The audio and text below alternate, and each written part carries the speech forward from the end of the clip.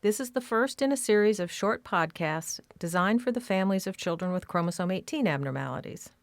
Our goal is to help people understand what a chromosome abnormality is so they can be better informed caregivers for their children, partners with their children's doctors, and advocates for further research.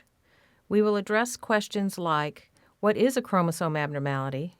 Why did this happen to my child? And how can this affect my child? When originally confronted with this out-of-the-blue diagnosis, parents often find themselves trying to dig out from under an avalanche of questions. The first of which is, what is a chromosome abnormality? In order to understand what a chromosome abnormality is, we need to first understand what a chromosome is and some background about genetics. You have surely noticed that children tend to look like their parents, often having some features that are like their mom's and some that are like their dad's. This is because they receive half of their genetic material from each parent. It is your genetic material that are the instructions for every part of your body. These instructions are for virtually everything from how your ears are shaped to how you digest different foods to how susceptible you are to infections.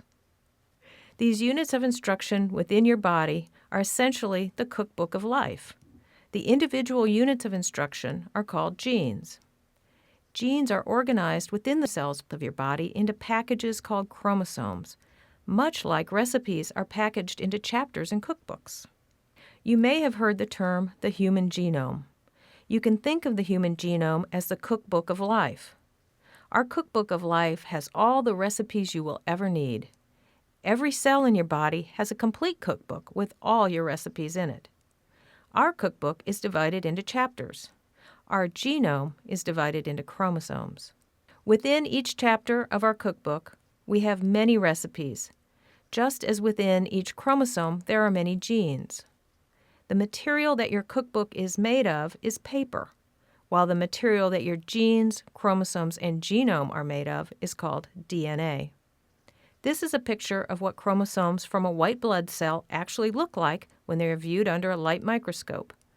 These particular chromosomes have been treated with a special stain that makes them appear to have black and white bands. However, this random assortment of chromosomes is very difficult to analyze for differences from normal. This is how they look after a computer manipulates the image so that they are paired up in numerical order. This makes analysis much easier to do. Chromosomes are found in pairs because one copy comes from your mother and one copy comes from your father.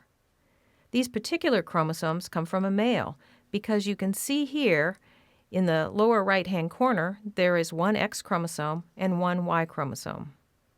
If there were two X chromosomes, this person would be a female. Also, you can see in this picture that each chromosome has a sort of waistband called a centromere, which makes the chromosome appear to have two arms. The short arm is always positioned on the top.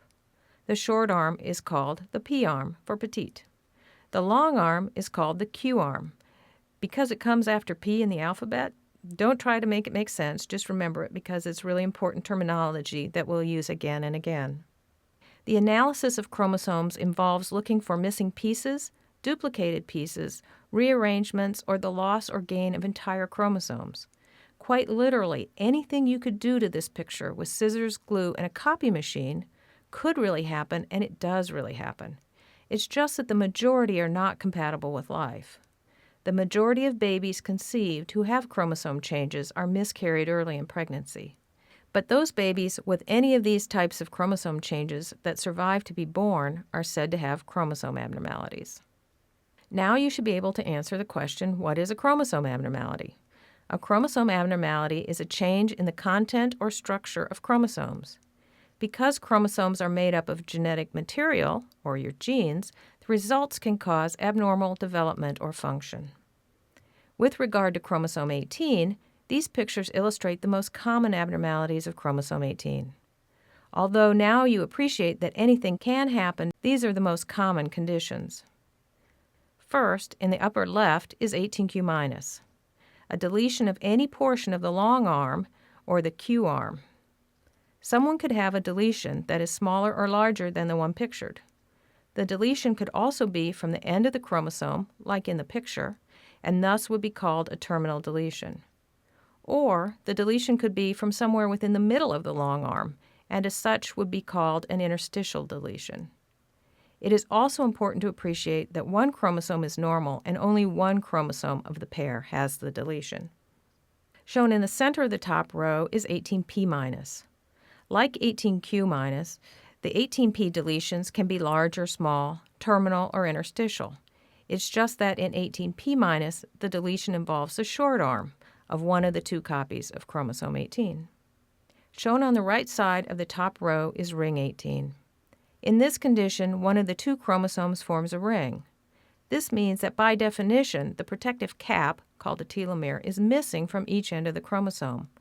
However, that does not mean that genes must be missing from both ends of the chromosome, but they usually are. Again, like the other two conditions, the size of the deletion from either end of the chromosome can be large or small. There could be a big Q-arm deletion and a small P-arm deletion, or two small deletions, or any combination. But the deletion of genes in ring chromosomes always involves the end of the chromosome arms. Shown on the lower left is tetrasomy 18p. In this condition, there are two normal copies of chromosome 18, along with an extra chromosome composed of two p-arms of chromosome 18. This means there are a total of 4 copies of the chromosome 18 p-arm, which is why it's called tetrasomy 18p. The last condition shown on the lower right is trisomy 18, in which there are simply 3 copies of chromosome 18. This is by far the most common of the chromosome 18 syndromes. However, this condition is different from the other conditions because the children with trisomy 18 usually have a shortened lifespan and many die before their first birthday. To summarize what we've learned so far, your genetic material is packaged in chromosomes. The chromosomes contain genes. Genes are the instructions for all body development and function. All variety of chromosome copy number changes can occur, and when they do occur, it often alters normal development and function.